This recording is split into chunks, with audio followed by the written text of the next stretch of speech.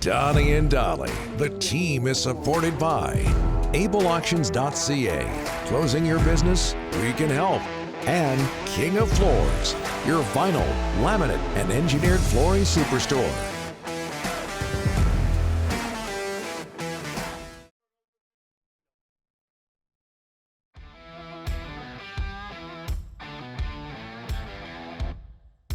Guest today, Wednesday, is sponsored by the O's marketing team at Royal LePage, the go-to source for all your central Vancouver Island real estate needs. Find out more at wearerealestate.com. Canucks defeat the Leafs last night by a score of 6-3, so they go 2 for 2 against the Leafs this week. They host Ottawa on Thursday. Here to talk about it is Jeff Paterson. Jeff, how are you, sir? Donnie, Dolly, I'm doing well. I'm just busy this morning clearing all my dates for late May so that I'm free for playoff hockey. Our White Spot poll question today really simply, can the Canucks make the playoffs mathematically? Of course they can. What do you think, though, realistically, Jeff? Yeah, I think this is a conversation now that we can have without getting laughed out of the room. Look, Montreal is in a bit of a free fall, and I didn't see that happening. I thought Montreal was deep enough that they would stabilize, but Gallagher's out, Carey Price out for at least a week now. They're not winning hockey games, and they've got 13 to go. If Montreal plays 500 the rest of the way, they'll finish with 60 points. I was one of those guys that always thought the playoff bar would be 63, maybe 62. But if Montreal can't play 500 hockey over its final 13 games, Don, the playoff bar is probably going to fall below 60 points. And the Canucks, with their 4 games in hand, they'll still have to play 4 or 5 games above 500 the rest of the way. So I think that's important to remember. The Canucks are a 500 team. Through all the ups and downs and the COVID break and everything else, the Canucks are a 500 hockey team as we sit here right now. They have to play 4 or 5 games above 500 the rest of the way. Are they capable of it? Well, if they get the goaltending that they got from Braden Holtby, and if Thatcher Demko can pick up where he left off before the break, that will go a long way to helping the cause. So, look, it's kind of fun, and it certainly beats the alternative of them just playing out the string and really having nothing to play for. I think they have a legitimate shot now, but it's still going to be a steep hill to climb. I'm going to get off the subject a bit here, J-Pat, but just looking at your Twitter account yesterday, please tell me this isn't true. I think I've got this right. People filling your timeline with the thought that Canucks' success is evidence that COVID is overblown. Tell me that didn't happen. Oh, no, it happened, and it wasn't just 1 or 2. Like, people started to pile on, and I don't get those people, Donnie. I got my vaccination a couple weeks back and couldn't wait to get the jab in the arm. And no, there were a lot of people last night that seemed to think that, look, because the Vancouver Canucks are winning hockey games, that is evidence. That's proof that whatever they went through the last couple of weeks couldn't have been all that serious. So those types of people exist. They're out there. Fortunately, there's a block and a mute button on Twitter, and I didn't have to put up with much in the way of rebuttals from them. But, yeah, that was in my timeline last night. I had COVID. We talked about it, Rick and Jeff, and let me tell you, folks, it is real. As much as anything, when I see – is this the right word? Fear in the Canucks' faces, Travis Green's face when he talks about what he went through. Okay, Jeff, moving on. What have the Canucks shown you the last 2 games? That Braden Holtby has found something here that wasn't there for him earlier in the season. He went into the COVID break 1 win in his last 7 starts, and we know that he had lost the crease. He truly had become the backup here. So good for him. And I mean, he was spectacular on Sunday. I didn't think he had to be as spectacular last night, although he was busy again, but it wasn't the 5-alarm windmill saves that he made. I mean, that save is going to stand the test of time, the one that he made on Wayne Simmons on Sunday, but they clearly won the goaltending battle. And look, the Canucks, they were aided, let's be honest, by David Rittich's poor performance. The Höglander goal, that's one that has to be stopped, and then the Pearson goal, my goodness, that was a dreadful goal. And I kind of thought, too, Jack Campbell in overtime the other night, the Horvat goal was one that, you want your goalie to stop. Now, he didn't. I was surprised that they turned to Rittich right away. Jack Campbell has delivered victories for the Leafs, and I kind of thought that they would come back with him, but they turned to David Rittich, and he wasn't very good last night, but the guy at the other end was, and so he backed up Sunday's performance with another. Thatcher Demko has yet to appear in a game.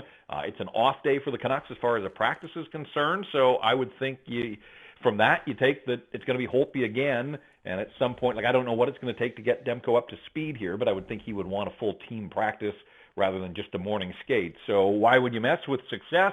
I think Braden Holtby probably gets the start on Thursday against the Ottawa Senators, and they got some depth scoring, Donnie, which, that's been an issue for this team at times this year. It wasn't Horvat or Besser or Miller last night, and those guys all played and played reasonably well, but to get two from Sutter, including the empty netter, but to get two from Pearson, and Quinn Hughes hasn't scored a lot of goals this season, you'll take those, and let's be honest, they got some bounces outside of David Rittich.